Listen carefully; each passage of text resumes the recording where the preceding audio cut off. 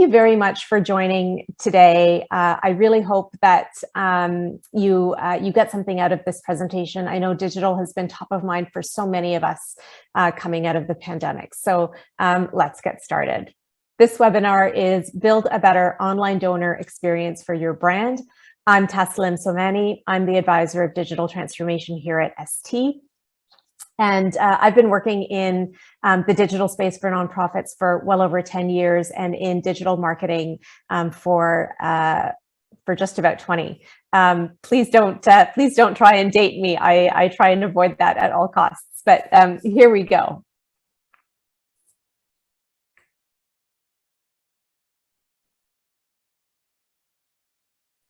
Okay. So a little bit of an agenda about what we'll cover today. I'd like to just start out with a minute or so about ST for some of you who may not be familiar with us. We'll define this idea of a donor experience. We'll talk about the donor experience as part of the donor journey. And this is now where we get into some practical application of donor experiences as part of the donor journey in terms of 3 key principles that I've defined for us. And then we'll see some examples that you can use as inspiration for your own work moving forward. We'll recap. And then I know a lot of people love this idea of benchmarking, KPIs, and metrics. So I've added in a little bit of a slide at the end with some metrics that you can help implement at your organization to guide the work that you're doing online and to be able to track and measure its success. So a bit about ST. Our number 1 goal here at this agency is to make good things happen for great causes like yours. And that's not new. We've been helping charities and nonprofits raise more money for over 40 years now. Some of you may not have seen our new look and feel. It has been a while since many of us have connected. So I wanted to just share that with you and let you know that it's not just about a new logo and colors, although we're pretty excited about those too. As our sector changes and ST's diverse team of experts continues to grow, our new look and feel really does reflect a new era of leadership under Paula Atfield and the optimism with which we look forward to in the nonprofit sector. It's also about deepening and broadening ST's commitment to our clients and to the sector as a whole by offering a level of expertise that bridges both marketing and fundraising. More than ever, I think nonprofits in Canada and around the world want to raise more money, and that's why we're here today. So I wanted to let you know up front that my talk today represents a bit of a fusion between marketing and fundraising principles. I, as a sort of grew up in the commercial marketing sector, and I look to the commercial marketing sector for trends and insights, because that's really the space where most of us and our donors live out our daily lives. It's incredibly powerful, and I'll share some of this thinking with you today and how we can take some of those principles of marketing that work in the for-profit sector and apply them to our work with donors and with fundraising. So let's dive in. I'd like to set a little bit of context. We've all been through a very difficult 2 years, personally and professionally. And so it's with solidarity that I say kudos to you for being here, not just at this webinar, I think, but also for showing up every day for yourselves, for your families, for your communities, and for your work. The pandemic precipitated, some would say accelerated, a major shift in how society functions. And digital is really at the center of that.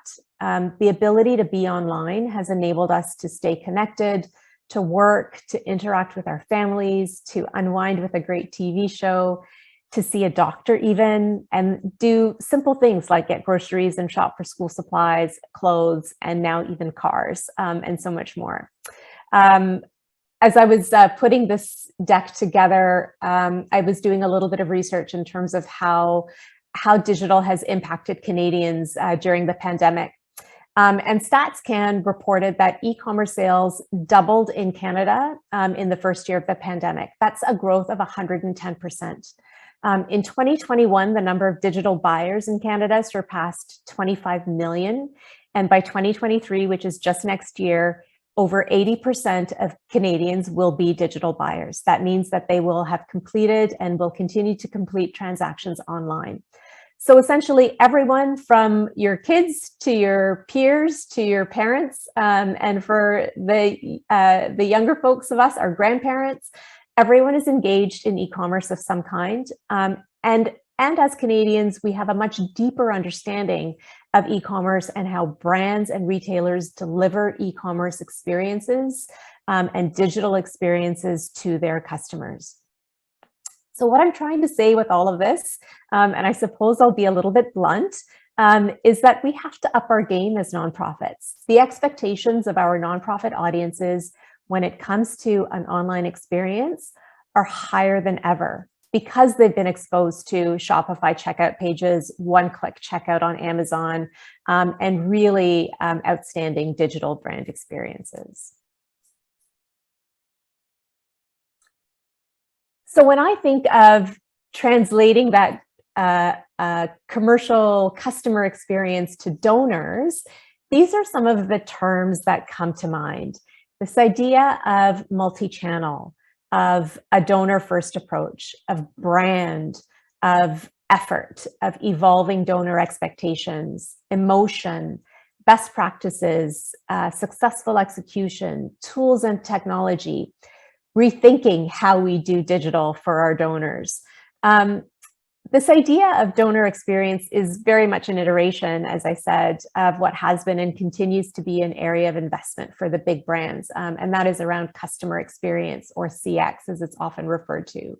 And that really is how a business or an organization engages with its customers or donors at every point of their journey, of their interaction with that brand, from marketing to sales to customer service and everywhere in between. In large part, customer experience or donor experience is the sum total of all interactions they have with your brand. So we know obviously that donors are different from consumers, right? In that the nature of the transaction with nonprofit organizations is inherently different. You don't typically hand over your credit card online when you're making a donation and get a package delivered at your door in return. So that experiential quid pro quo part of the customer experience doesn't apply. So we need to think about how to adapt this idea of customer experience from a commercial standpoint to donor experience, because that's the expectation of our donors moving forward. We do this by building on some foundational commonalities of brand and engagement and journey. So I have a little definition for us here that provides a little bit of a framework for this talk moving forward. And so here's the definition. Donor experience for nonprofit brands. Donor experience is the umbrella guiding principle for all aspects of the donor journey.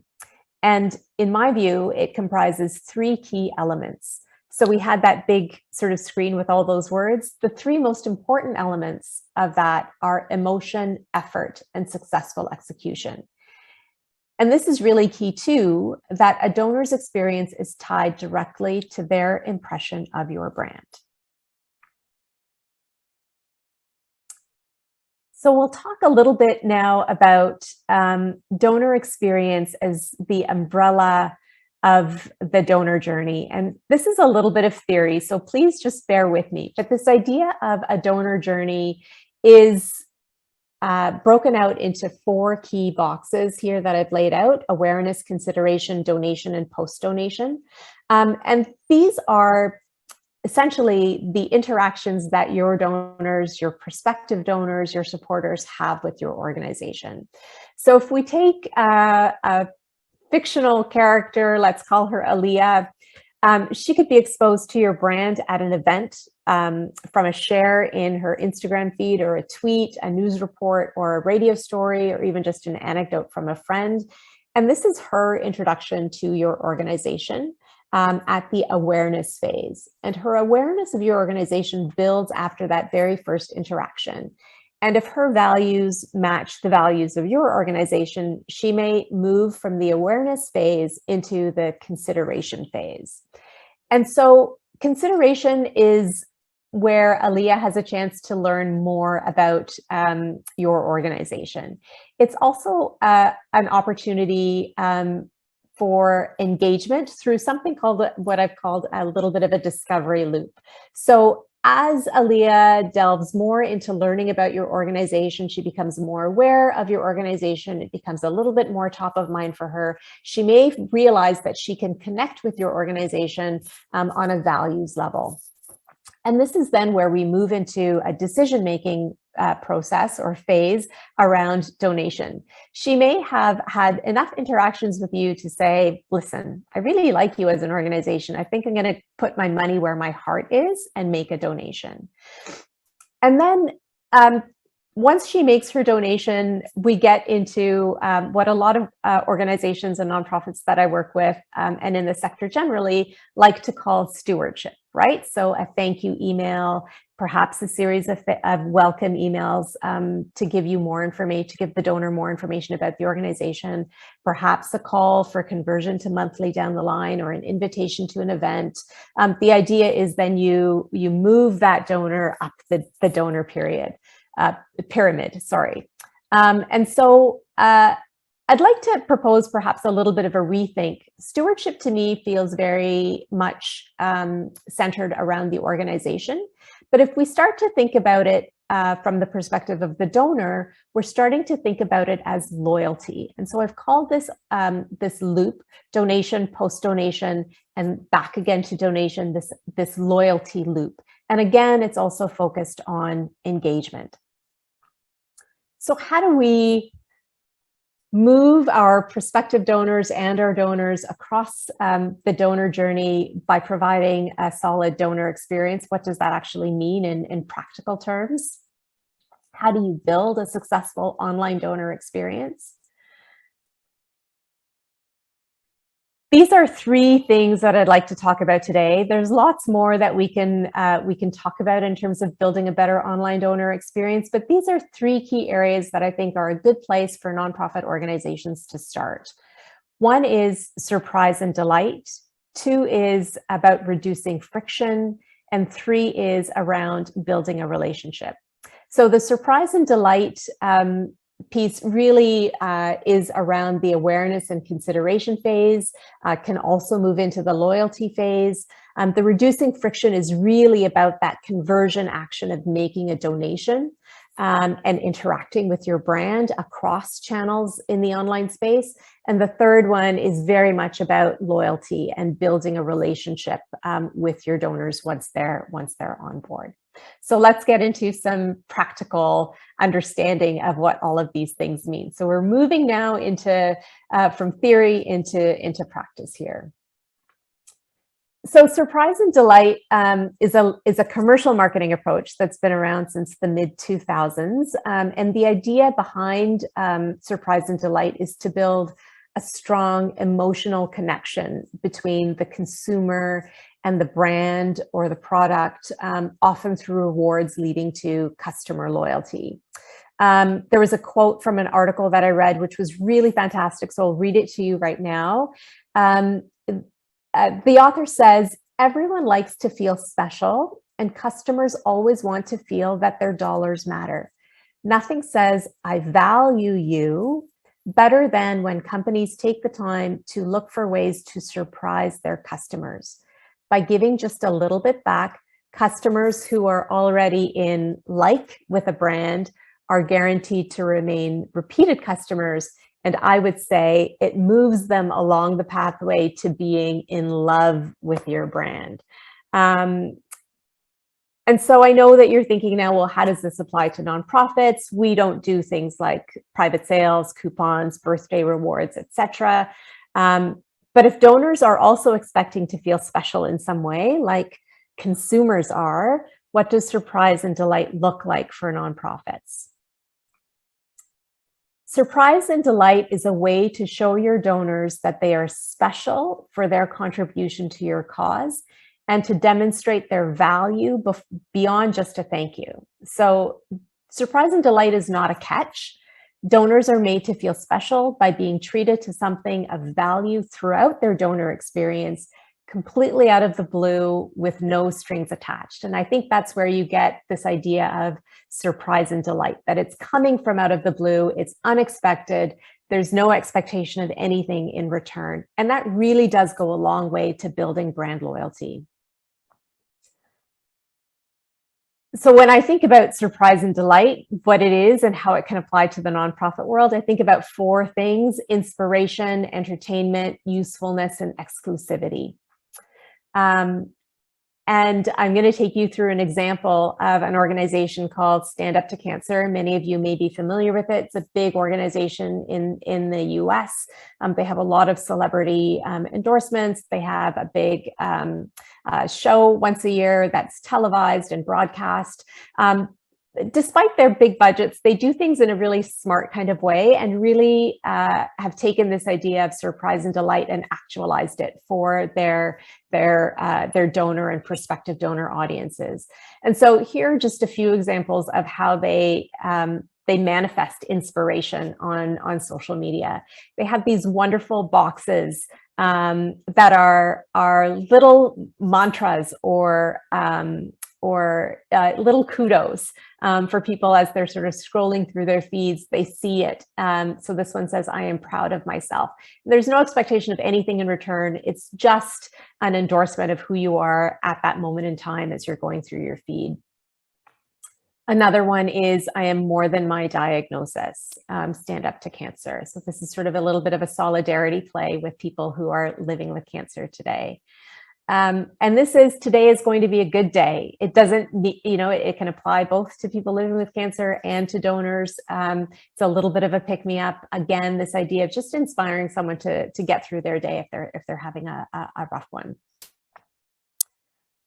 They also do entertainment really beautifully on their social media channels. They put forward little videos of things that have happened in their events. This is Brittany Howard. She's the lead singer of Alabama Shakes, and she performed Nina Simone. And so they took that little clip of her and put it on social. And it's just, a nice way to connect entertainment with the brand and the message that they're sharing.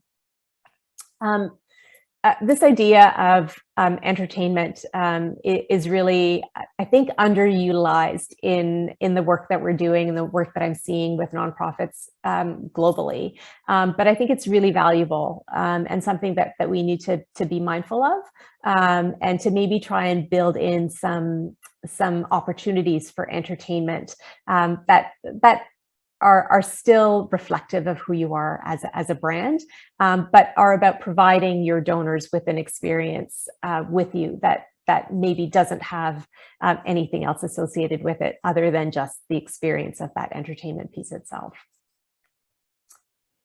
The other aspect of surprise and delight, and Stand Up to Cancer does this really well. I'm seeing a lot of other organizations start to do this as well, is being useful and providing useful resources to their audiences on social and in email. And so this is a self-care checklist, this idea of booking a mammogram as one action that you can take. And it was linked to a resource about breast cancer and about mammograms. So again, something useful for your supporters, your prospects, and your donors.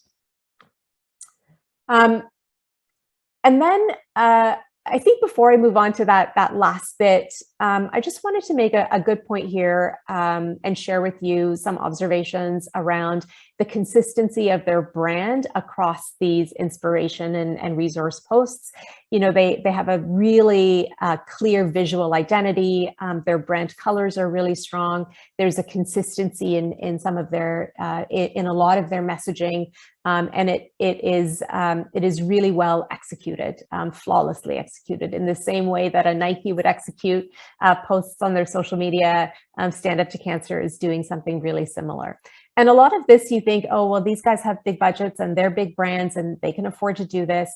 There are so many tools, and you can ping me next, during the Q&A and certainly afterwards for some quick and easy resources that you can do this in-house and build these templates that allow you to really show the strength of your brand and consistency of your brand online. Of course, there's much deeper content on Stand Up to Cancer's social media as well, but these are easy to consume posts that help to build this idea of an emotional bond with the Stand Up to Cancer brand. It feels like they get me, they give me a boost when I need it, and they help me out with information that's useful and relevant to me. So I would say, well done, Stand Up to Cancer. I just wanted to show one more bit here, which I thought was really clever. And this is this idea of exclusivity within their Surprise and Delight. So on their donation page, they have a 4 times match. Wonderful. But when I clicked monthly on their donation form, and you can kind of see here above the N on the donation, there's a little heart. Well, it's actually a little flying heart. So if you go to their webpage and you click monthly, this little heart kind of floats up. And I thought, well, what a delightful little experience that that demonstrates visually how much they value monthly and how much they value me for considering a monthly gift with the little heart that floats above it. So I thought that was really cute and clever.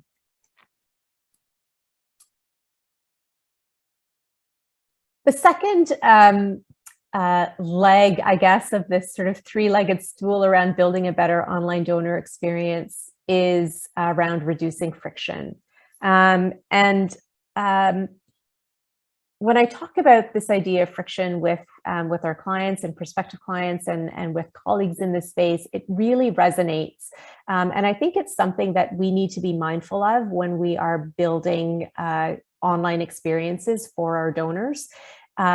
Everything from email to social to your website to your donation page really have to work together. Ultimately, our goal is around converting those prospects and donors into first-time gifts and second gifts and conversions to monthly, etc. So this idea of reducing friction, reducing the amount of effort it takes for your audiences to interact with you, and then reducing the amount of effort and making it easy for them to do business with you, that is making a donation, is really, really critical. They've spent a lot of time, your audiences, in learning about your organization and considering you as an option for a donation. So when it comes right down to it, you want to make it as quick and easy as possible and as painless as possible for them to complete your donation on your donation page. And that's what I'm going to talk about here, is just one aspect of friction. So friction in the donation process holds back movements, right? So friction holds back movement. It's anything that slows down or prevents the completion of a donation. And this is the one area that I'll talk about here today. And donors can find friction anywhere in the donation process, online or offline. Increasingly, we're also seeing offline saying, go online and make a donation, and here's the URL.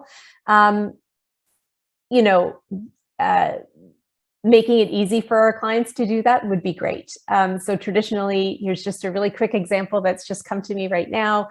In our reply coupons or on our direct mail letters, we say, go to this URL to make this donation. People don't always take the piece of paper with them to the computer and type in the actual URL with the slash and the extension that you've added onto there. So making sure that your Google ads are optimized for that particular appeal would be helpful.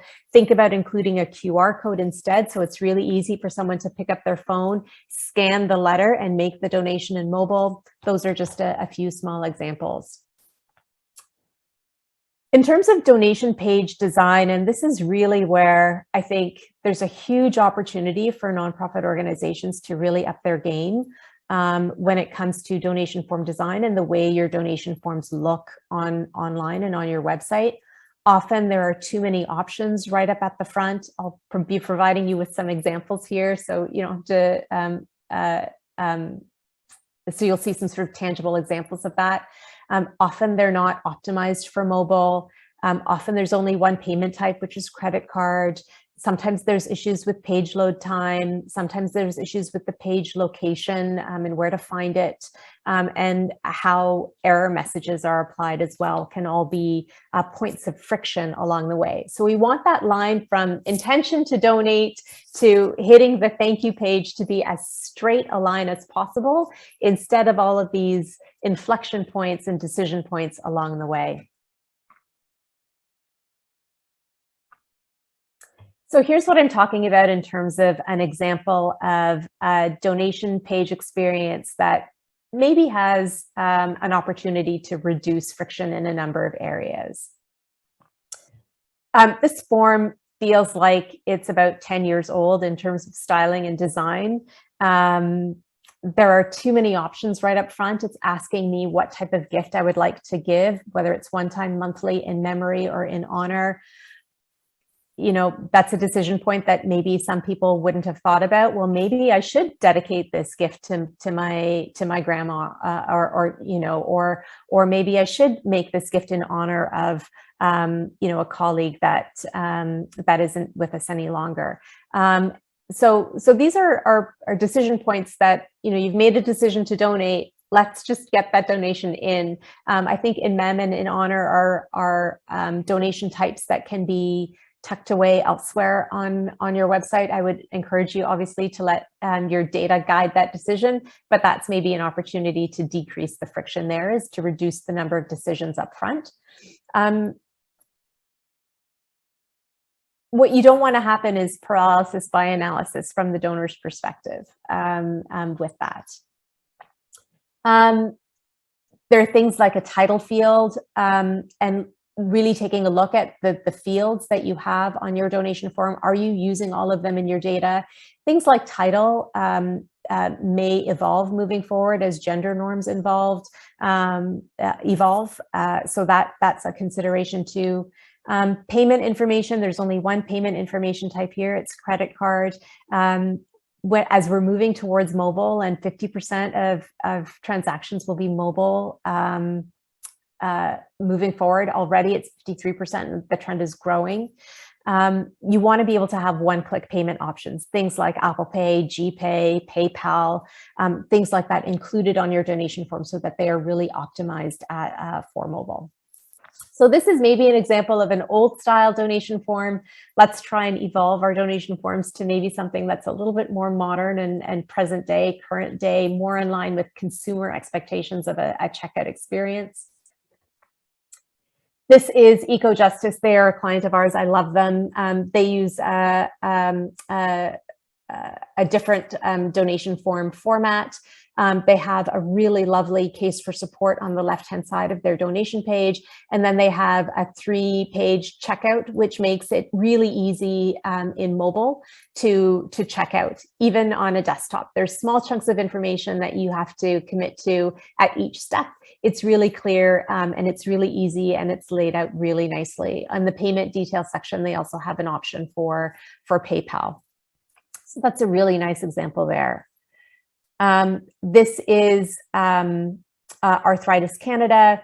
They also have a really nice mobile optimized donation page, again, allowing for a bit of a case for support on the left-hand side, and then a staged checkout process. So small chunks of information at a time. You're not overwhelmed with a long form. Really mimics what a shopping experience checkout form, checkout experience looks like. So really well done there as well. And I am starting to see some evolution down this path, which is really encouraging. And I would certainly recommend expediting any opportunities you have to optimize your donation page moving forward. We're at this last leg of that 3-legged stool around building a better online donor experience, and this is around building a relationship. While surprise and delight can hit any part of the donor journey, building a relationship is deeper. It's about connecting and about demonstrating your value for your donors in the latter half of the donor journey, that is in the donation and post-donation phases. And it's rooted in emotion, and the outcome is loyalty. Excuse me. And so the third leg here is around building relationships, putting your donors at the center. And here's some examples of that, or here's what that really means.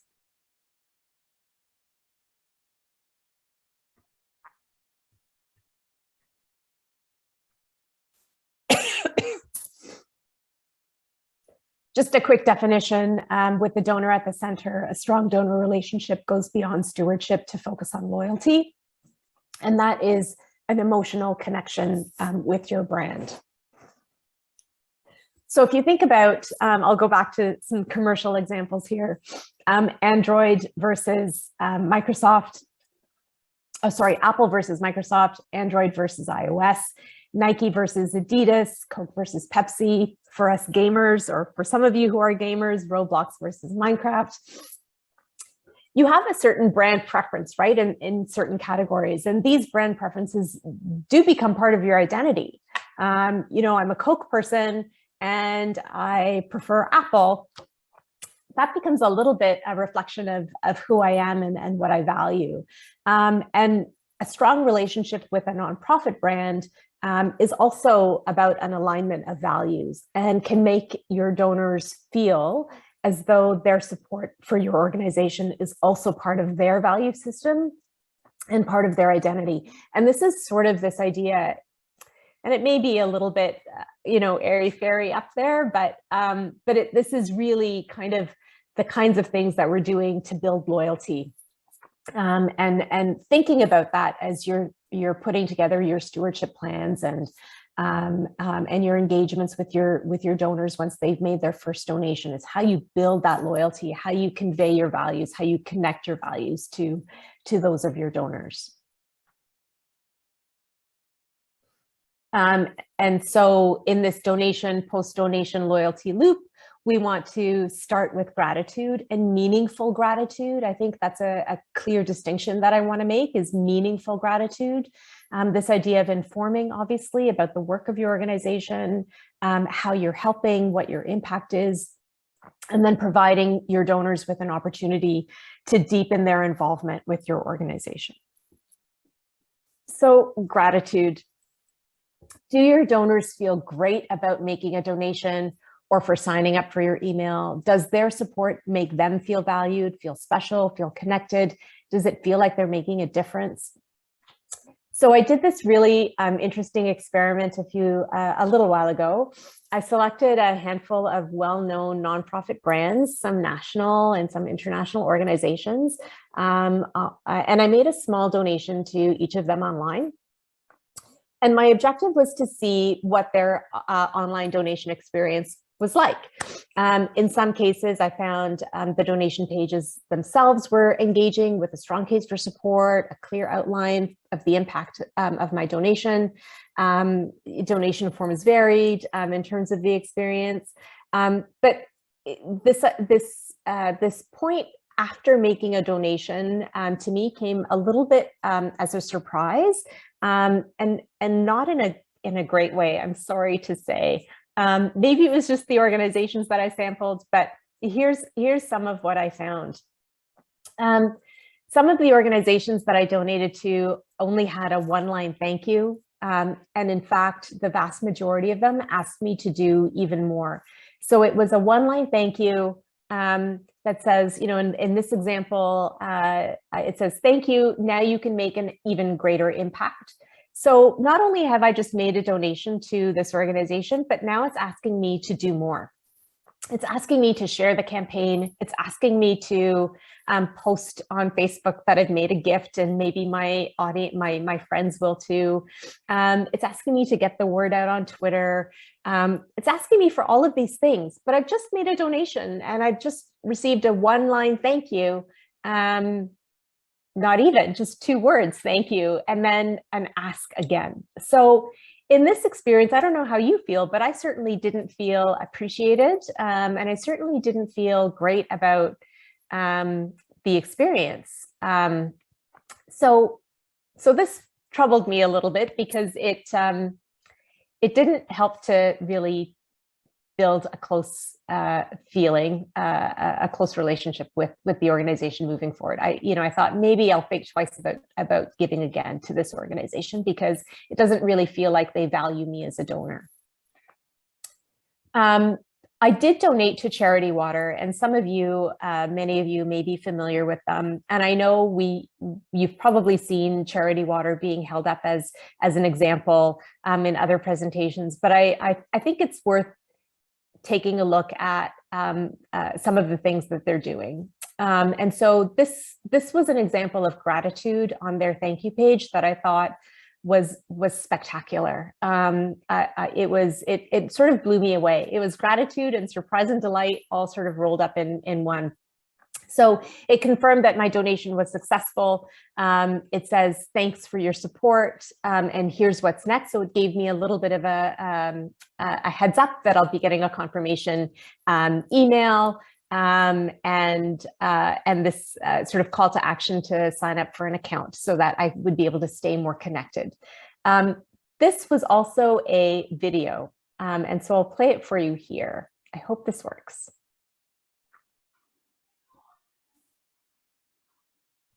Hi, my name is Scott Harrison.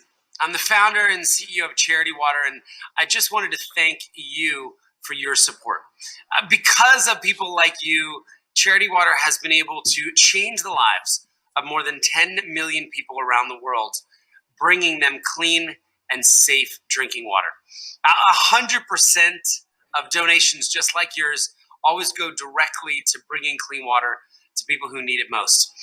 If you have a few minutes, please set up your account to learn more about your global impact and how you can join us in ending the water crisis in our lifetime. Thank you again. We're so grateful for your gift. We're so grateful for you. So that was really lovely, right? I was really floored by this when I first saw it, and I'm kind of floored again seeing it again. It's a really simple video. It's not overproduced. It felt like he was really talking directly to me. And in contrast to some of the other thank you pages I viewed, it really made me feel appreciated and connected to the organization in a meaningful way. This gift made me feel vested after seeing this thank you from Scott, and I immediately wanted to go back and up my donation. So I think video on thank you pages is a really great way to make that connection in a one-to-one kind of way, in an intimate way of meaningful gratitude. This idea of informing, I think, is also really important as part of building an online donor experience. And I think most organizations do a really good job of this. I would encourage you to think about doing more than just a monthly newsletter, and doing things in more of a timely kind of way as things come up at your organization, to share them with your audiences as they're happening. That's really the power of digital, is the ability to be of the moment, in the moment, and bringing your audiences into the work that you're doing as it's happening is a great way to do that.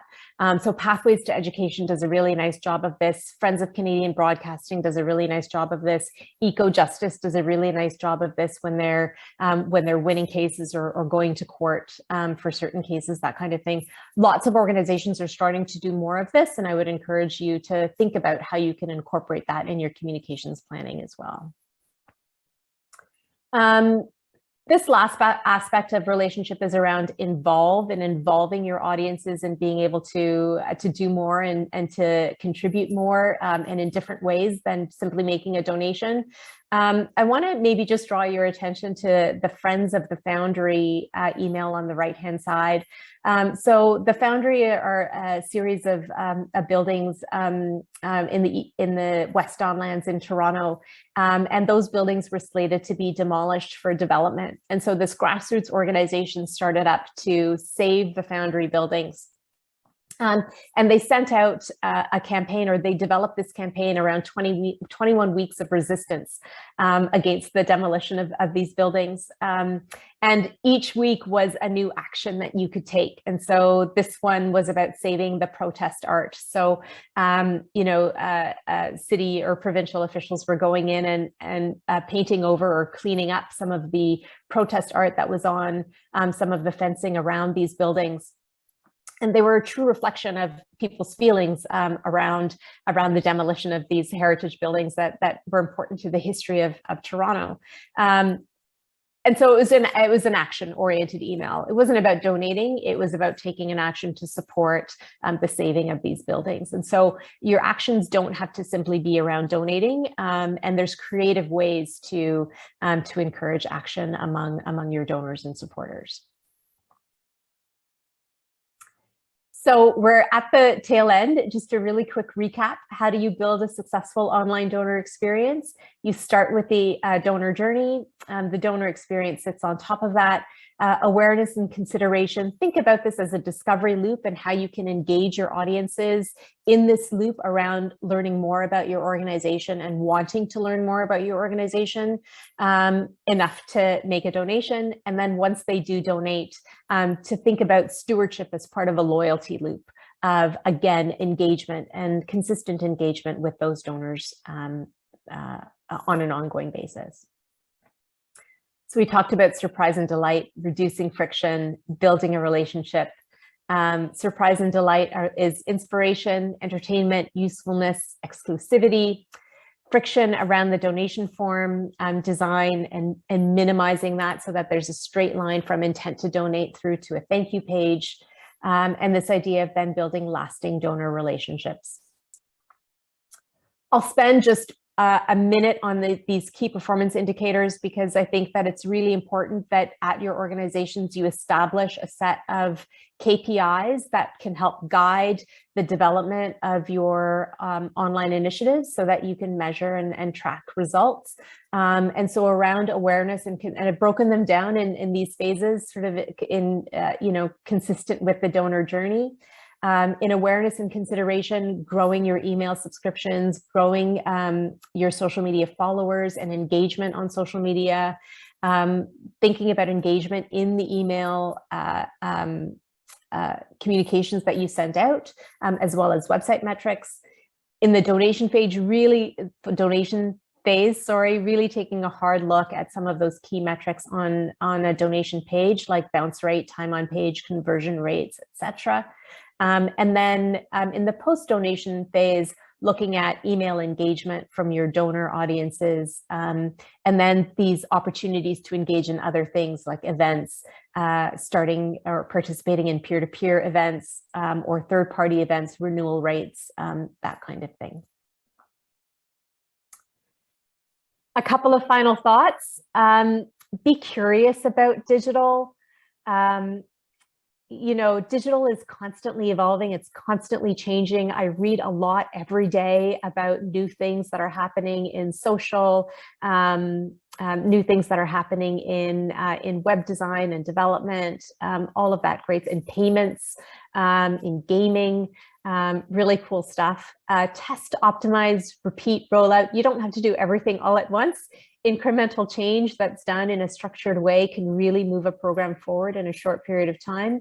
Use data to guide you, have fun with it, make sure all of this is really consistent with your brand and your case for support. And I think you have then a good foundation for really optimizing your donation experience moving forward. So thank you. This is the end of the presentation. I do hope you stay in touch.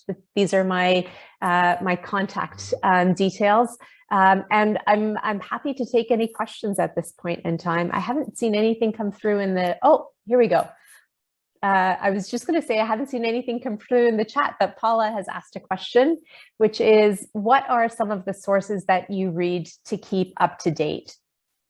So there are a bunch of them. There is Ad Age, which is an advertising journal, but they do a really good job of letting you know what the latest and greatest is. A lot of their content is around digital. There is a social media, and the name of that particular blog has escaped me at this point, but there's a social media insights journal that I read on a regular basis because things in social media are changing all the time. I read eMarketer, and I also read a lot of the nonprofit blogs that are out there. One of the best ones that's out there that I read a lot, and they have great resources, is Next After. So I hope that's a little bit of a starting point, and I'm happy to provide that as well. Lisette also says that Quartz, the Quartz is a good option too. And the Messenger, awesome. Thanks, Lisette.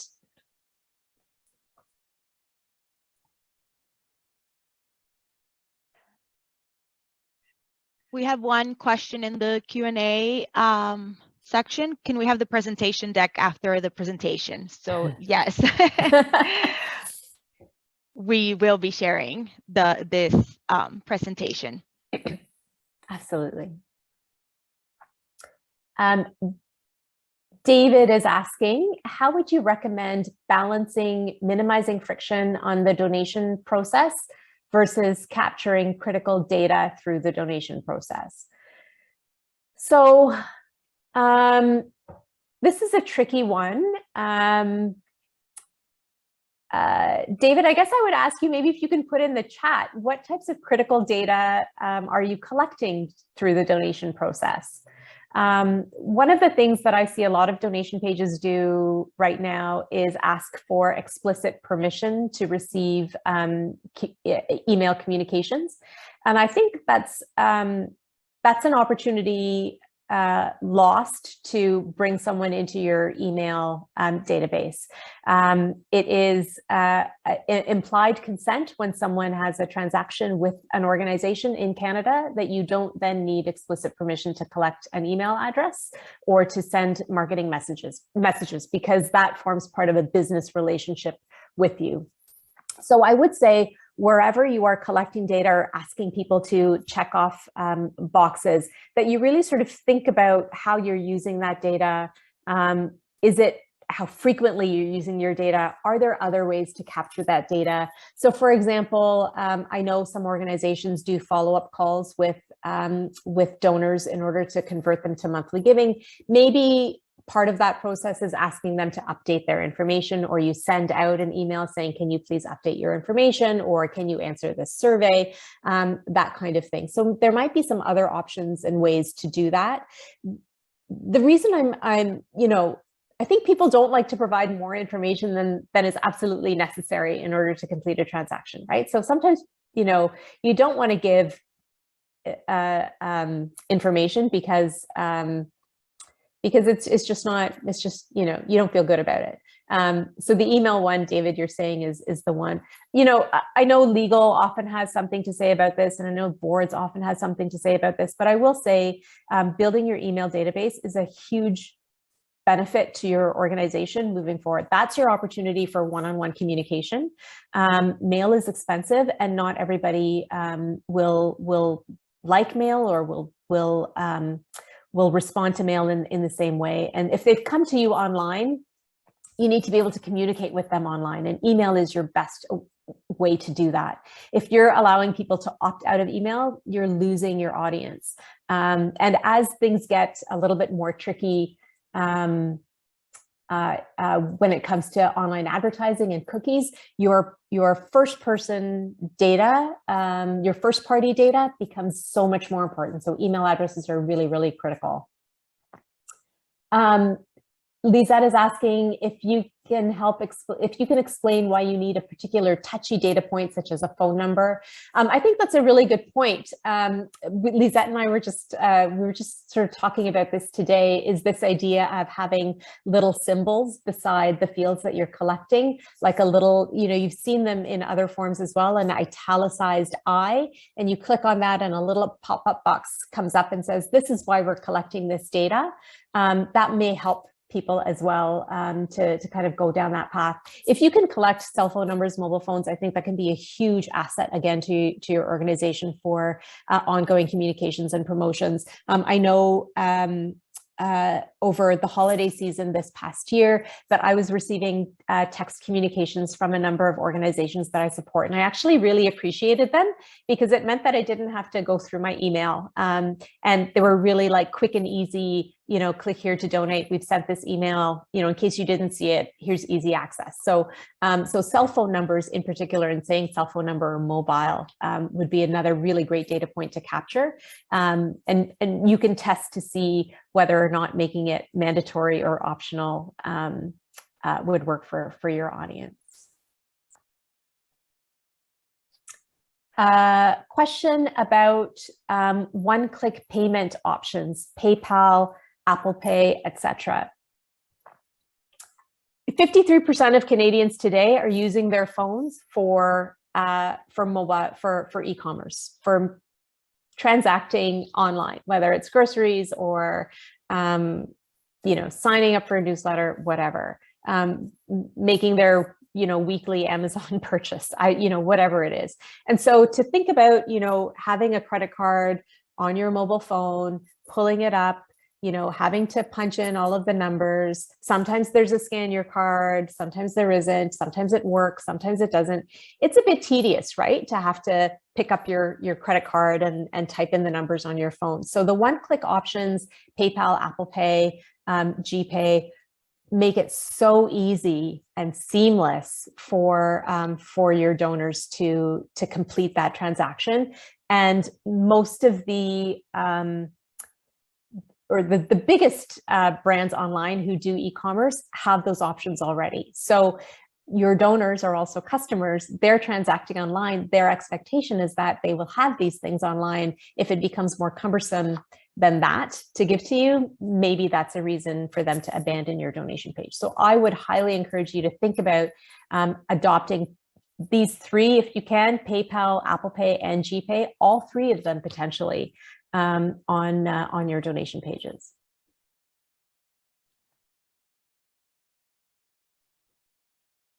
We have one question from Lisa in the Q&A.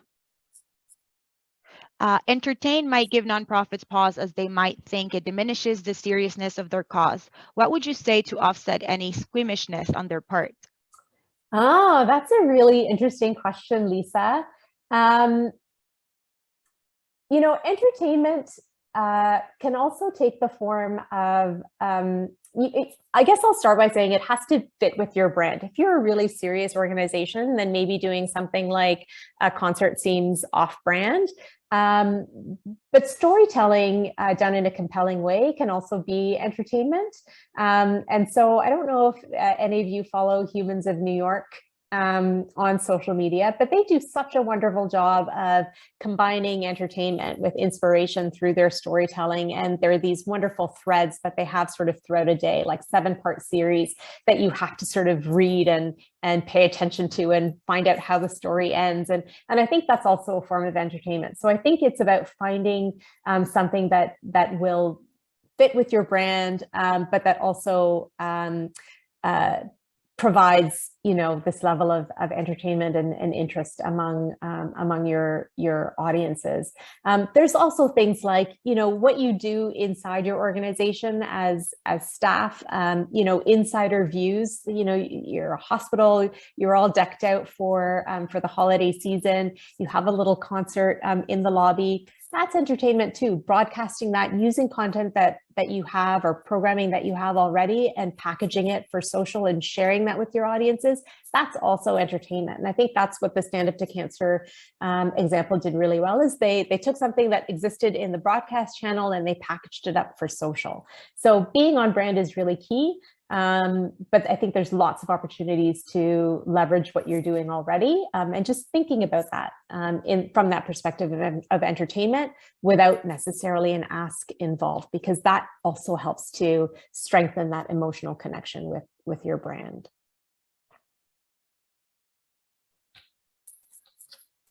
You're welcome, Lisa.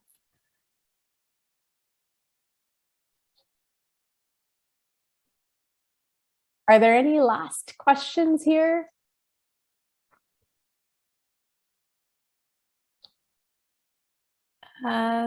Okay, So we are just a minute and a half shy of 1 o'clock. So maybe I'll give you back a minute of your hour. I just wanted to say thank you so very much for sharing your lunch hour with me. I hope you found this presentation useful. We're always around if anyone wants to pick up the phone and get in touch. You can reach me via email anytime, taslim@stephenthomas.ca, or on Twitter at @T_Somani. I'm also on LinkedIn. Feel free to reach out anytime. We'll certainly send this this presentation around for your reference, and I'd love to stay in touch. So let me know some of your wins and successes or challenges along the way, and I look forward to hopefully seeing you in person, perhaps later this year at AFP if we're on. So thank you very much, everybody, and have a great afternoon.